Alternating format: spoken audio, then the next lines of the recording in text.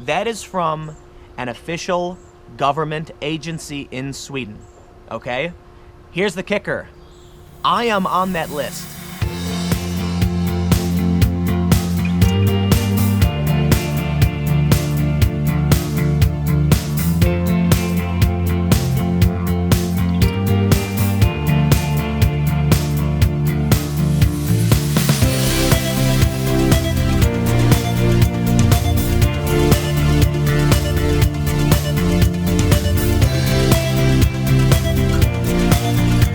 Hey everybody, so I am in Los Angeles for the next few days, and then I will be heading back to New York.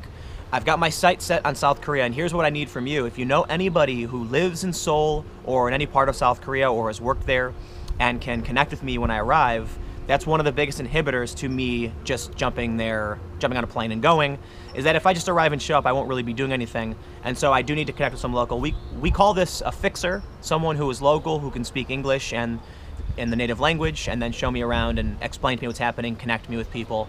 And that's task number one. This video that I'm doing right now is I want to talk about how I find the country of Sweden to be very creepy. I'm sorry, Swedes, I really do find your country creepy, right? I mean, the US has got some creepy things about it too. I've been to a lot of creepy countries, but Sweden by far has to take the creepy trophy if you were to ask me. When I was there reporting, people were scared to talk to the press. They were scared to give their opinions. I had to obfuscate the identity of a psychologist who wanted to talk about the issue of cognitive dissonance because they were also scared about what would happen to their life, their career, if people found out they were even talking about it. We heard that simply asking questions could make you deemed a racist, and this could affect your job, you could get fired, bad things could happen to you. Well, now, we're hearing that there was a huge list of people who were blocked by the @Sweden Twitter account. The way this Twitter account works is every so often a different Swedish person gains access to it, and they can tweet about whatever they want for the most part. Well, they blocked around 12,000 people, according to the Swedish Institute. So now I want to tell you who these people were and why they were blocked. So, according to the Swedish Institute, a Swedish government agency responsible for the image and information about Sweden, said that approximately 12,000 international and Swedish accounts that engage in baiting, threats, hatred, and incitement against migrants, women, and LGBTQ persons, but also against organizations that are committed to human rights. These accounts often have a right-wing extremist and/or a neo-Nazi tendency, and they also incite to violence. That is from an official government agency in Sweden, okay? Here's the kicker.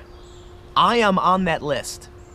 Dave Rubin is on that list. If you don't know who Dave Rubin is, he's a news personality based out of Los Angeles, and he is a gay man who is married to a man. He is a classical liberal.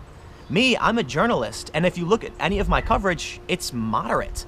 Neo-Nazi tendencies?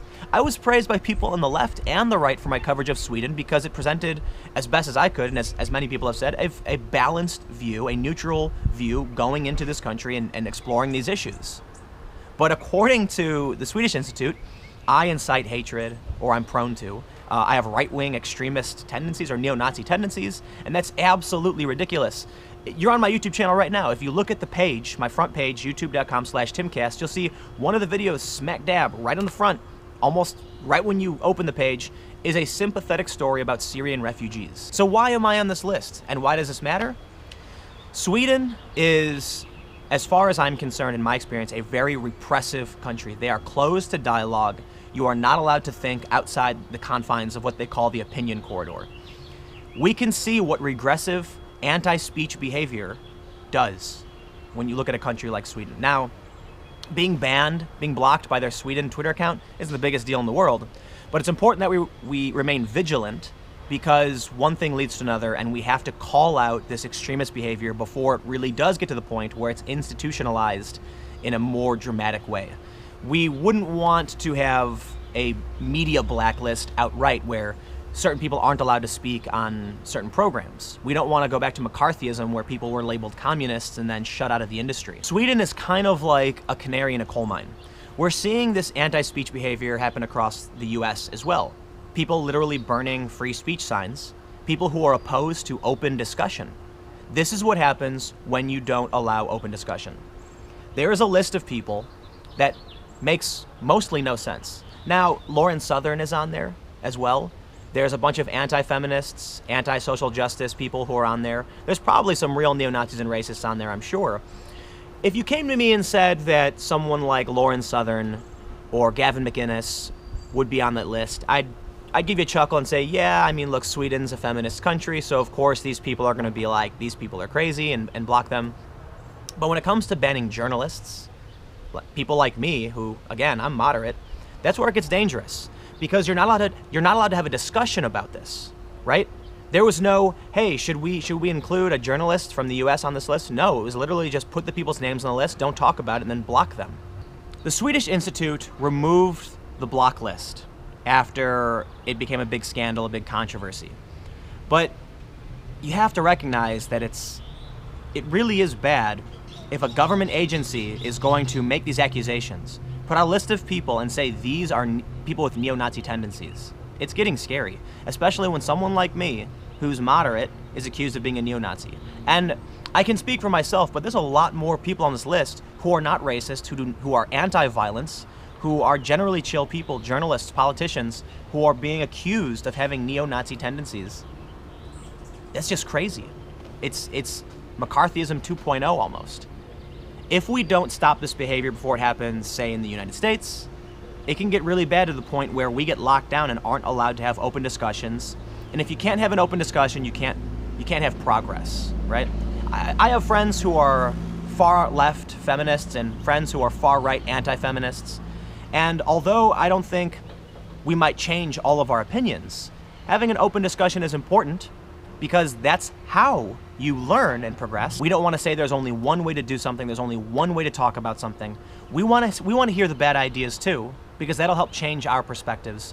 And although not every idea is good, and not every implementation of them is good, we learn when we have multiple iterations. This is insane behavior. Sweden, I'm sorry. I find your country to be very, very creepy, and I don't want to go back. I really don't. It was really weird to see how scared people were to speak. We had some creepy guy, I believe it was a government agent, we call them spooks, like lurking around our hotel.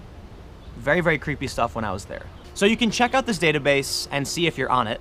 I don't think the average person will be on it, but if you're somebody who has a decent presence online, you can check it out. I'll put the link in the description. It's from Nyheter Idag, which is Shang Freak's publication, and he actually put up an English version, so I'll have that in the link below. Check it out, search through the database and see who's in there, because the more names that I see, the more I'm shocked that this is really weird and crazy. So anyway, thanks for hanging out.